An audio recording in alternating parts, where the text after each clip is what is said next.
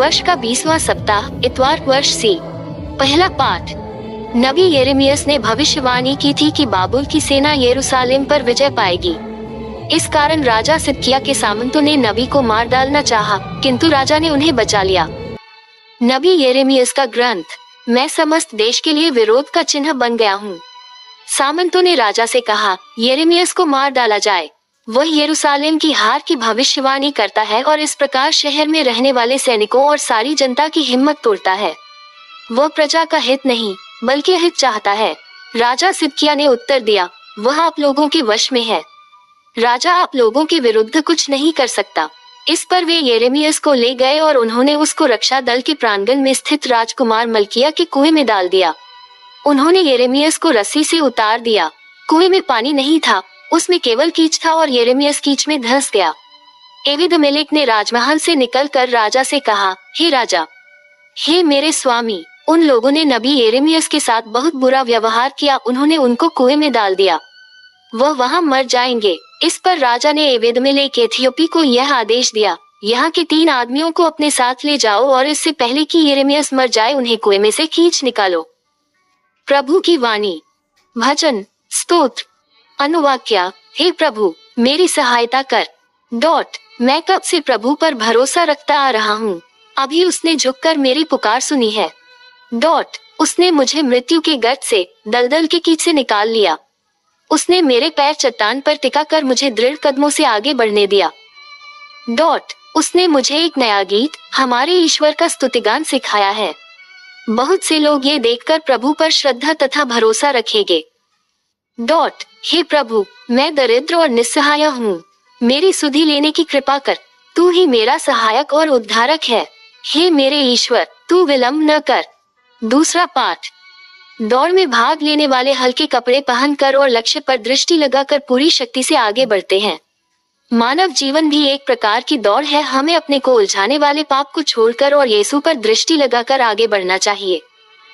इब्रानियों के नाम पत्र। हम धैर्य के साथ दौड़ में आगे बढ़ते जाएं।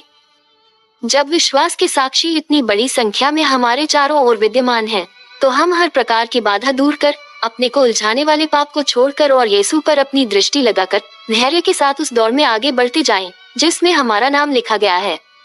यीशु हमारे विश्वास के प्रवर्तक हैं और उसे पूर्णता तक पहुंचाते हैं। भविष्य में प्राप्त होने वाले आनंद के हेतु उन्होंने क्रूस का कष्ट स्वीकार किया और उसके कलंक की कोई परवाह नहीं की। अब वह ईश्वर के सिंहासन के दाहिने विराजमान है। कहीं ऐसा न हो कि आप लोग निरुत्साह होकर हिम्मत हार जाएं, इसलिए आप उनका स्मरण करते रहें, जिन्होंने पापियों का इतना अत्याचार सह लिया। अब तक आपको पाप से संघर्ष करने में अपना रक्त नहीं बहाना पड़ा है। प्रभु की वाणी। जय घोष। Hallelujah, hallelujah. हे प्रभु, हमें सद्बुद्धि प्रदान कर जिससे हम तेरे पुत्र की शिक्षा ग्रहण करें। हालेलुया। सुसमाचार। मानव जाति के इतिहास का वास्तविक अर्थ है भलाई और बुराई, पुण्य और पाप का संघर्ष। यीशु हमें भलाई तथा पुण्य के मार्ग पर ले जाना चाहते हैं। इस कारण हमें बुराई तथा पाप के विरुद्ध लड़ना पड़ेगा। लूकस के अनुसार पवित्र सुसमाचार। मैं पृथ्वी पर शांति लेकर नहीं आया हूँ, मैं फूट डालने आया हूँ। यीशु ने अपने शिष्यों से कहा, मैं पृथ्वी पर आग लेकर आया हूँ और मेरी कितनी अभिलाषा है कि यह अभी धधक उठे। मुझे एक बपतिस्मा लेना है और जब तक ये पूरा न हो जाए, मैं कितना व्याकुल हूँ। क्या तुम लोग समझते हो कि मैं पृथ्वी पर शांति लेकर आया हूँ? मैं तुमसे कह देता हूँ, ऐसा नहीं है। मैं फूट डालने आया हूँ, क्योंकि अब से यदि एक घर में 5 व्यक्ति होंगे तो उनमें फूट होगी।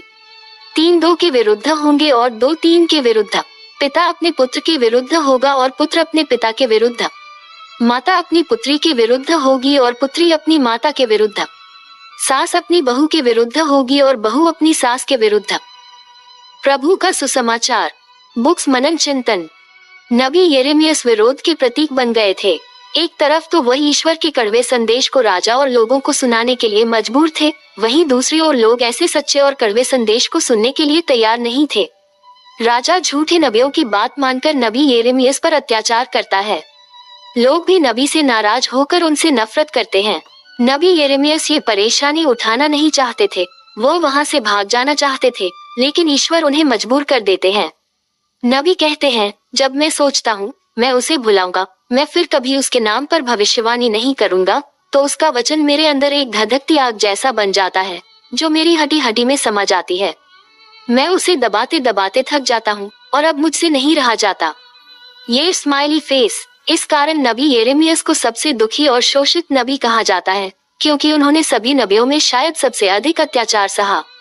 प्रभु का वचन जो आग बनकर नबी यिर्मयाह की हड्डियों में धधक रहा था, प्रभु यीशु उसी आग को लेकर पृथ्वी पर आए हैं। यह आग बुराई को जला देती है, मन को शुद्ध करती है। प्रभु चाहते हैं कि यह आग जल्दी से जल्दी धधक उठे, सभी लोग बुराई के विरुद्ध उठ खड़े हों। जिसके अंदर यह आग कुंद पर जाती है, बुझ जाती है, वह किसी भी बुराई का विरोध नहीं कर सकते। ऐसा संभव नहीं है कि दुनिया में सभी लोग अच्छे हों या फिर सभी लोग सिर्फ बुरे हों।